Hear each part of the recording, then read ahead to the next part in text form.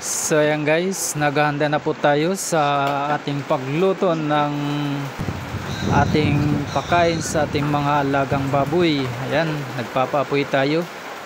Medyo mahirap guys magpaapoy kasi maulan at saka basa yung mga kahoy.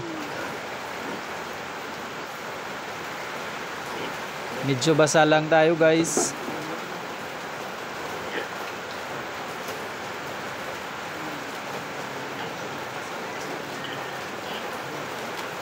Maulan talaga siya.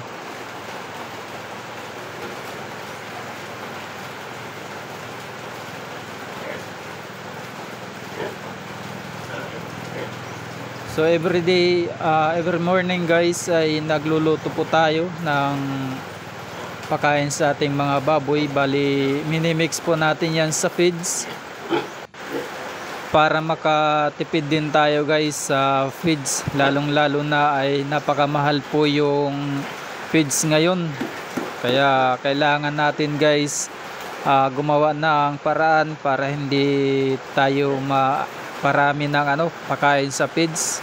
May mga ginagawa tayong alternatibo para sa panghalo ng ating mga pakain sa ating mga baboy. Napaka-importante din guys na sa pagtitipid ng ating feeds, at saka malaking bagay po ito guys na gagawin natin.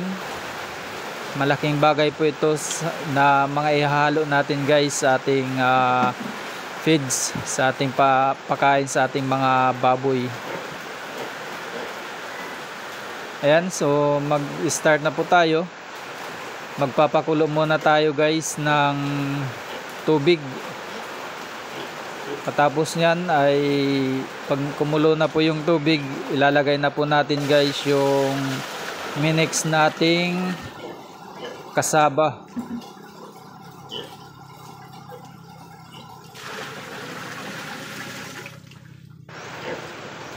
So ayan na guys yung kasaba flour. Bali ilalagay po natin dyan sa sa balde na yan. Lagyan muna natin ng tubig, saka ibuhos natin yung kasaba. Bali isang timba po guys yung ating lulutuin. Hindi po natin yan naubusin guys, yung isang sako. Bali isang timba lang guys yung ating ilalagay na kasaba flour. Bago natin guys isalang dun sa pinapakuluan nating tubig, ay mimix muna natin guys dyan sa timba na yan. Ayan, so tamang tama lang po yan guys. Tapos lagyan natin ng tubig. Ayan, kailangan dyan pa lang guys ay halo-haloin na natin. Kailangan walang yung bukol-bukol. Kailangan talaga siya, maganda yung kanyang pagkatunaw ng kasaba. Kasi pag may mga bukol-bukol po guys, pag ilinagay natin doon sa sa ating pinapakulong tubig, ay hindi po malulutong gaano guys. May mga puti-puti. Kailangan gunawin natin ng maayos.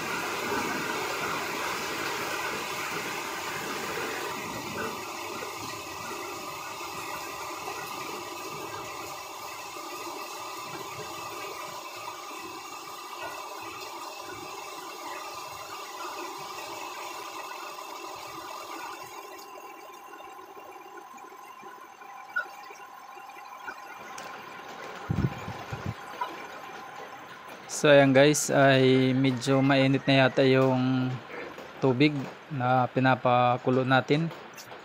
Bali lalagay na po natin guys yung kasaba na tinunaw natin sa tubig. Ayan.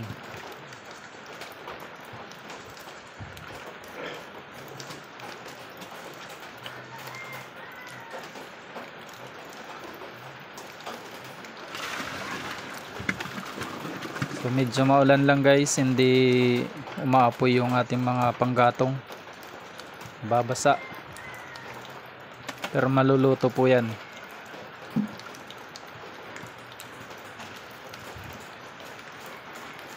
Lagyan pa natin guys ng tubig. Yan.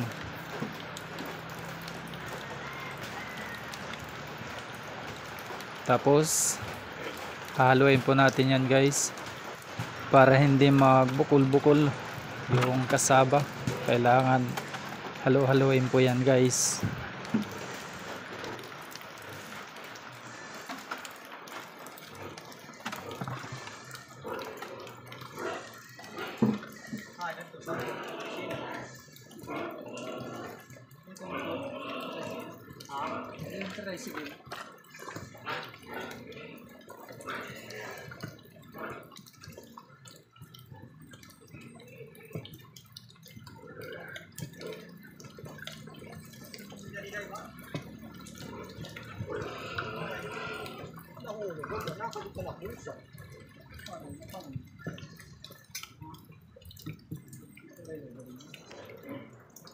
So yan guys, ay luto na po yung ating kasaba. Bali hahanguin na po natin guys para lumamig siya, kasi matagal po ito guys lumamig. Bali dalawa yung lalagyan natin para doon sa ating mga baboy. May grower at saka may starter. Ayan, so malagid lang siya guys.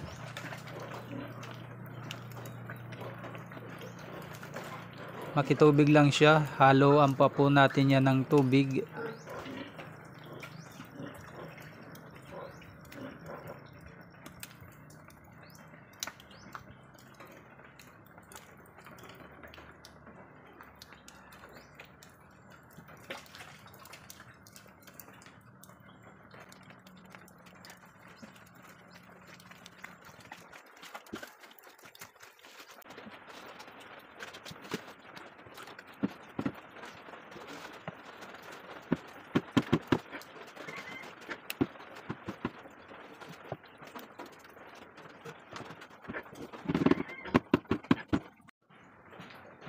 So ayan guys, ay papalamigin na po natin. Ayan. Bali dinivide na po natin guys. Dalawa yung lalagyan. Medyo matagal kasi ito palamigin, kaya dinivide na po natin para mabilis lumamig. Papakain natin sa ating mga alagang baboy. Ayan guys. Mix na po natin yung mga feeds na kailangan i-mix natin dyan. So ayan guys, ay haluan po natin ng asula. Ayan. Bali may ano na po ito, may feeds. Tsaka may cassava flour po na linuto natin guys. Ayan yung malapot na yan. Bali ito po yung papakain natin sa ating mga patining. Ayan, ito po yung cassava. Tapos haluan pa po natin guys ng puno ng saging. Chachap-chapin po natin guys. Ayan.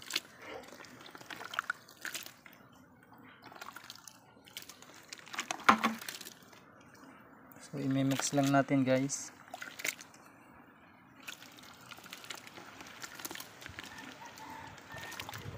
So ayan na po guys yung isa nating hinalo. Bali chinap-chap po natin. Tapos halu-haluin po natin yan guys. Tapos ipapakain na po natin sa ating mga alagang baboy.